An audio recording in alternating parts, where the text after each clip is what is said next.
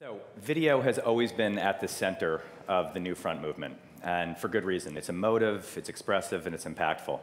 But increasingly, it's becoming participatory and shareable as well. So next up, we'll discuss how video is evolving and what that means for brands. Our video-centric discussion features Peter Vesterbacka, CMO of Rovio. Interesting note, he has two titles. His other title is Mighty, oh shoot, Peter. Mighty Warbird, I believe. Adam Bain from Twitter, so you've got two iconic birds on stage, and they'll be led in conversation by Digitas' own John McCarris, a rare bird himself. Please welcome to the stage.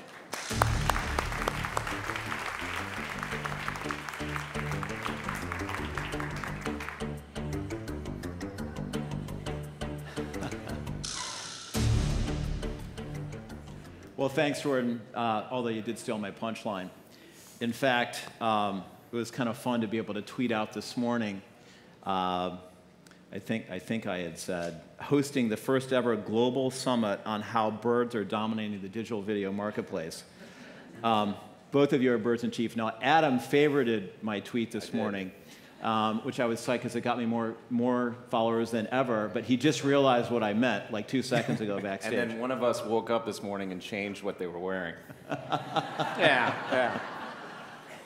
Branded, you know. But on that note, to Jordan's point, it's actually Mighty Eagle that is Exactly. your alternate handle. What's behind Mighty Eagle? I always kind of like believe that you know, on your business card you should have something that kind of like creates a bit of engagement and a reaction. And when I hand out my Mighty Eagle card, it always happens. So you know, it's marketing. And you need a business card despite what you're wearing. Yeah, but it's you know, like become like a collector's item. So, He's got a mighty, it's all the way. He's got a Mighty Eagle ring. Yeah. And tell him why it's on the middle And finger. a Mighty Eagle tablet cover. And Mighty Eagle footwear, by the way. Yeah, true. So anyhow, thank you, Peter, for coming in from Finland on a national holiday in Finland. We're grateful, and thank you for joining us. Also, thanks to Adam. So, you know, this is day 4 of the Digital Content NewFronts, year 2. I know many of you have been attending many of the events out there. And I think coming into this year, there was a debate, if you were following in the press, is this about digital video? Are the NewFronts about video in a centric way, or is it about something more than that? It feels like that question has somewhat been answered given the press of the last couple of days, but Adam, let me ask you, what's your take? The answer overwhelming is yes, if you look at just what's happened here over the last couple days. And when I look at it, it's yes and, which is it's definitely about video, and the higher order bit is it's also about storytelling and creating great content. And for the first time, I think, at least in the last 18 years of digital, there's a focus now on being good versus just being loud. And part of that is due to, at least for the first 18 years, we were really focused on one set of muscle movements in digital, which really was around, you know, what's your bid and what you're targeting. But we kind of missed the plot, which was what's your content. And I think now what events like this have done is reshape the conversation back to where it should be, which is what your content is and what your strategy is. Yeah, makes sense. So the world is going mobile. Over 50% of YouTube's video views are now on mobile platforms. I think that is up from 25% in October. It's a shocking change. For 10 years, it felt like everybody said it's the year of mobile, it's the year of mobile, it's the year of mobile. It's finally the year of mobile, actually. But we had heard it so many times, we almost stopped looking. And now it's here. Obviously, tablets driving a lot of that. Twitter is a mobile-centric platform, and video is emerging as the dominant medium in mobile. So with that, how are you thinking about a mobile strategy? Yeah, you're right. So we were born mobile. That's the whole foundation of the 140 characters. So we're mobile by design in everything that we do. What that has meant is we can do some really interesting things vis-a-vis video. One is certainly discovery. Over the last couple months, we've done some pretty interesting things to marry great storytelling and video, but with the real-time component. So, for example, during March Madness, we worked with the NCAA and Turner to bring real-time highlights right to your phone through Twitter. So literally, you could be watching the game, and a minute later, when there was a highlight on TV, we essentially made your pocket buzz. you'd be able to pull out your phone and actually see the highlight, which also had a marketer story as a part of it. Both AT&T and Coke Zero, who were sponsors of the event on TV. That was a follow-up for something that we did with ESPN and Ford during college football season, where we literally brought college football bowl highlights during the entire month of December. So part of it is bringing excerpted content in a real-time way, right to your mobile. And then the second bit is really connecting a connective tissue to TV. You know, about 60% of people that are using Twitter right now are doing it in front of a TV, and about 33% of those people are actually tweeting about what they're watching on TV. And so we think that there's an interesting bridge to be built between Twitter and TV, and video certainly is part of the transport mechanism to kind of connect and communicate back and forth. Got it. And you recently acquired Vine. We did. Talk to us a little bit about the strategy behind Vine and what you Yeah, so what we wanted to do, in the same way where Twitter in some way is a democratization of communication, doesn't matter your socioeconomic status, pretty much anybody in the world can tweet or create or consume 140 characters. It's great because it works on really high-end devices, but it degrades nicely down to really low-end devices, mobile devices as well. In fact, if you don't even have internet connectivity on your phone through the web, but just can SMS text in 160 countries, if you just tweet out follow @Adam Bain, which I encourage you to do. I'm a good follow, I promise. You'll get all my tweets sent directly to your mobile. So we think that the Twitter ultimately is democratization of communication. We wanted to figure out what is the democratization of video. And where we ended up with is Vine, which, real quick show of hands, how many people are aware, familiar, or have played with it? It's the #1 app right now. It's over half the people in the room. In the App Store, yeah. It's only available on iOS. That's you part of the acquired reason. it, what, was it end of January? So that's end of... not even 3 months exactly. Correct. Right? So it's the fastest growing app inside of the App Store. It's only available right now for iOS. And essentially, it's a democratization of video. Anybody can now create content. It's 6 seconds of video content, and through that, incredible creativity has been spawned. In fact, I encourage you to go check out Adam Goldberg, who is an actor that many of you probably have seen, who's creating a full-length horror film, but just done 6 seconds at a time. It's pretty neat. Love it. All right, I want to come back to how creators and brands are using the platform in a native way, but let me just turn to Peter for a second. So in Jordan's intro of this discussion, he described video as expressive, emotive, impactful, increasingly participatory, and shareable. And here are some Angry Birds stats. Is there anybody in the room who has not played Angry Birds? Okay, not a single hand goes up. One hand went up just to amuse me. 1.7 billion downloads as of January, and that number is probably old. Yeah, it's a bit more now, but 1.7 is the latest we've announced. Okay. Up until now, most of us know it as a game, but there's been much written about how the Angry Birds design model understands human behavior. I've read a couple of articles on that, and it's really all about designing for engagement. So we talk a lot in video about how can we design for engagement. Let's focus on driving engagement through design, and then we can scale it. We can't hope for engagement after we scale, right? So you guys have figured that out. Can you tell us a little bit about it, and what are the implications for other video creators? How can they learn from you? Yeah, I think that with the game, what we built is actually a massive distribution platform. So one example of that is that we actually launched Angry Birds Toons. So we have our own animated series, new episode every week, 2 minutes 45 seconds. And the way we launched that series is that we actually updated all 1.7 billion games overnight. And now next to the play button, we have the watch button, so the Angry Birds Toons button. So we can switch that on overnight and created what is probably the biggest video distribution network on the planet, so a few more than from a these standing guys. start. But, yeah, so basically we have a pretty big audience that now can also watch our animations. And in the first 30 days, we had more than 100 million views for our animations. So I mean, it's not too bad going from 0 to a few views in 30 days. Not too shabby. And we're only getting started. So I mean, we only had a few episodes, so we're, one a week. So we had like 4 episodes, and now we have 3 more, and every week there's more. So we think that we're going to do some pretty good numbers. So basically, the app gets upgraded, and then you're watching episodic content, animated content through the app, leveraging the mobile platform. Yeah, absolutely. So I want to go back to this issue of the issue of engagement and the behavior that you guys spent a lot of time researching. That is really what is behind the rapid adoption and some would say addiction to Angry Birds. What went into that? What can we learn from that? So 8 months. 8 months. So back then there's 12 people at Rovio. So we've grown a bit. We're now like 630 or something like that. So added a few people last 3 years. But I think that it's all about really attention to detail. So just as an example, there's like 30 different designs for just like the app icon. What does it look like to have a red bird at the top of the app charts? And okay, looked pretty good for like more than 300 days, so it worked.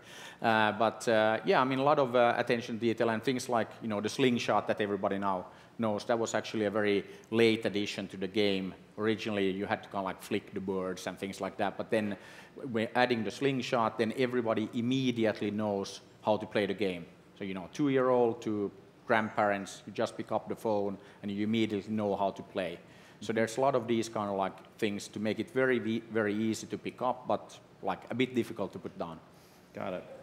I mean, it's unbelievable that that is really, that design and research is really what ultimately drove the fast adoption. And I can imagine other video content creators would like to have the same access to the thinking and understanding human behavior. And as we think about designing for new platforms, which is really what you guys are in charge of, it's just a game changer, and the results speak for themselves. I think also what is very important that for us, I mean, we are on the first screen. So everybody's talking about second, third, whatever screen. But if you look at like, and I mean, I have 2 kids, 8 and 9, and how they consume the content. I mean, it's on the tablets, it's on the phones, that's the first screen. Yeah, TV is there in the background, a little bit like background music, but where the attention and engagement is on the first screen. And we are on all of those first screens. We have our games, we have our video, we have everything there. So for us, of course it's about mobile, of course it's about the first screen. And we're there, we're on all the connected devices. We're on like the smart TVs, all of these devices where you have a connection. So for us, it's kind of like a given that you need to engage, it's interactive, we make use of that, and it's games, animations, everything, all interactive, all driving massive engagement. And on our platform, people actually watch the ads, they don't skip them. Okay. So let me ask you about all the platforms that you're now on. The list is pretty endless. The cable MSOs, global distribution in cable and other formats. Are you just getting started? Yeah, I mean, we're only getting started. And the thing is that we start with our own content, but I mean, there's a lot of other content out there that is looking for distribution. So again, we just happen to have more distribution power than any of the Hollywood studios. So it's like interesting discussions. So you'd said to me when we first started talking, the fastest growing network from 0 to hundreds of millions of views overnight, and the fastest growing consumer brand ever. Yep. So I started thinking, if you go back to 1928, the big story that year is that Walt Disney created Mickey Mouse, right? Minnie Mouse followed shortly thereafter. 1928, 85 years ago, this year, built into an empire at Disney with programming, licensing, retail, theme parks, and a studio. I understand you guys are starting to build theme parks of sorts. Yeah, we're building parks. We have a handful of them up and running, Europe and China, just opening 3 in Brazil, and we have 2 together with NASA, Houston and Cape Canaveral. So yeah, we're building parks. So you're building parks all from a single mobile app, ladies and gentlemen, and a single character.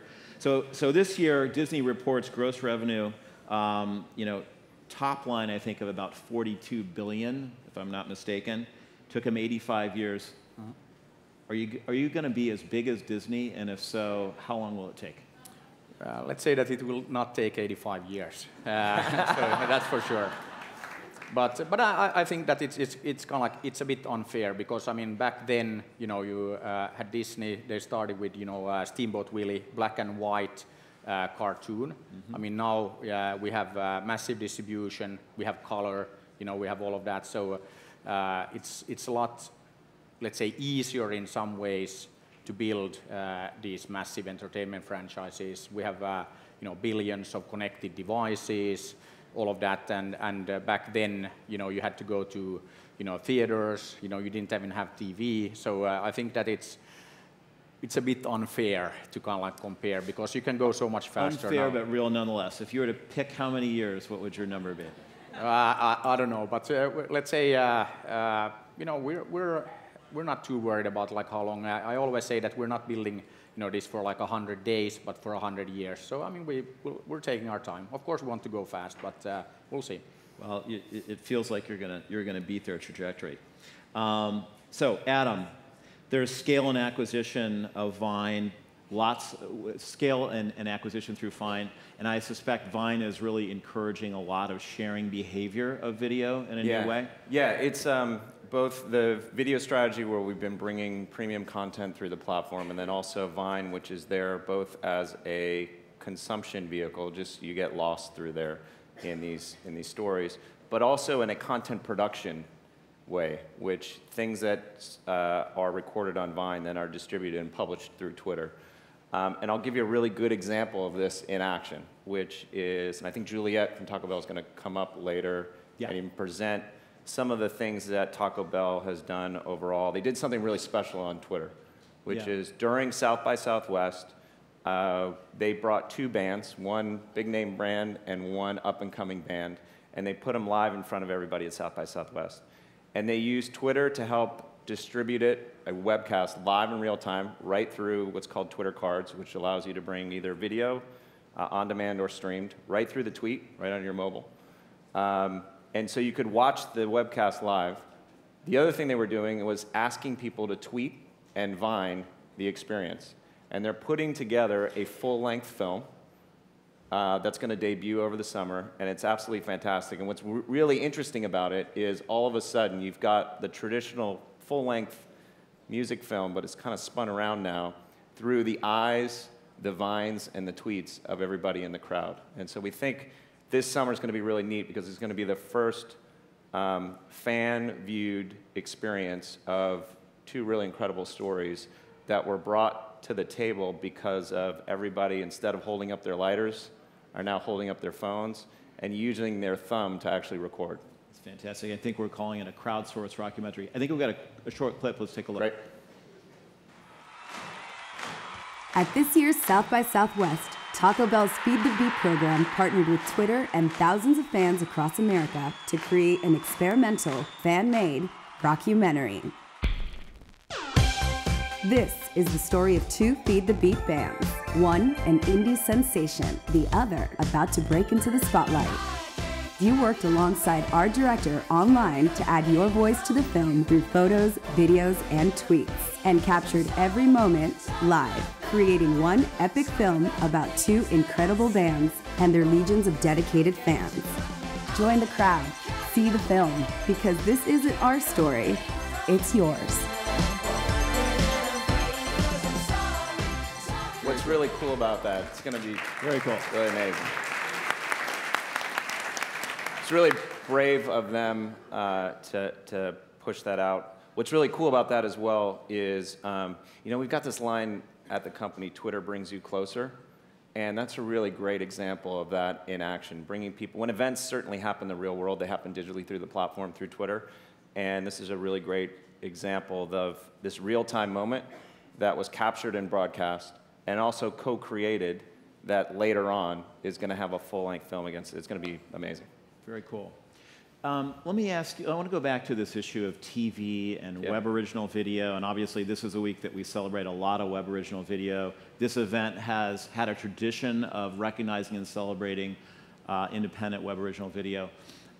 You mentioned something to me about this notion of being a bridge, And up until several months ago, there was also this whole talk about, oh, we need an IGRP, and that's going to solve everything. What position is Twitter in to cash in on this relationship between original web video and TV that is interesting? Yeah, we think what's interesting about what's happening right now is that some of our peers inside of digital in general have made a mistake, which is everybody is spending, we've seen a lot of people spend this week talking about an or, digital or TV. We think that's completely mishandled, mislabeled, misfocused. And Twitter's position in the market is Twitter and TV. They're complementary. And the two together, for marketers and also for the content owners, can go further and faster. And they interplay really nicely together. We made an announcement back in December with Nielsen that Nielsen is rolling out this fall something called the Nielsen Twitter TV rating. And essentially, if you think about how we've always measured TV, it's been along one axis, reach, GRP, TRP. What's happening this fall is there's going to be a new axis, one of engagement, as defined by Nielsen exclusively on tweets and Twitter activity. Those two are meant to cross over each other so that you'll be able to look at a completely new depth of what's happening on TV. Things that are high reach, but also high engagement, or the Moneyball opportunity we think for TV, things that are a bit lower reach, but even higher engagement.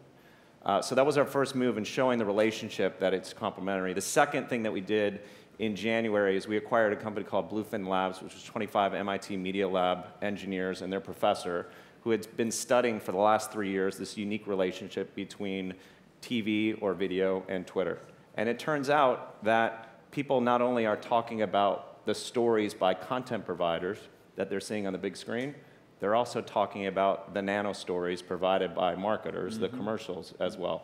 And so we're really excited because both of those things are coming to the market pretty soon. So do you think is the answer now that we need some sort of bridge we are on a bridge, the metric not side? an island. What is the I think it's across the answer? board, and I think, in fact, you have a bunch of marketers in the crowd. No one wants to pursue an island strategy, but that's what we see people doing right now. I think that there's way too much energy, there's way too many problems in terms of figuring out, ultimately, how does this all connect together? And so we've taken a strategy that is, Twitter is a bridge. Ultimately, people at its best are using it to discover where to go digitally or sometimes physically. Yeah. And that bridge strategy, we think, ultimately is the right way to go to market versus a separate contained island strategy that ultimately is going to end up in a dead end. Yeah, I hear you on that, although part of that island strategy may be that despite the consumer behavior in digital and all of the consumption that goes on, still television carries so much of the dollar, so there's probably a little bit of... Oh, that's not to say, yeah. So on the TV side, what marketers want on the TV side is for their dollar to go faster, longer, stronger, right? This past fall season, all of the primetime shows, ratings were down. Yep. The prices went up because there was scarcity. So ultimately, marketers need to have that go farther and faster and longer. I think the combination between the big screen and TV, the big screen and things like mobile, ultimately is going to lead not just TV farther or backwards, but also digital farther. And the net is you have to move them both at the same way. That's the only way that we can grow together versus having a constrained marketplace that everybody ultimately is fighting over dollars. Got it. Makes sense. So final question. We're here at the Digital Content NewFronts. You're both massive and exploding video distribution platforms. Next year, 2014, are you guys going to be here at NewFronts participating and presenting? Yes. If it's not on a Finnish holiday. Yeah, I'll be here.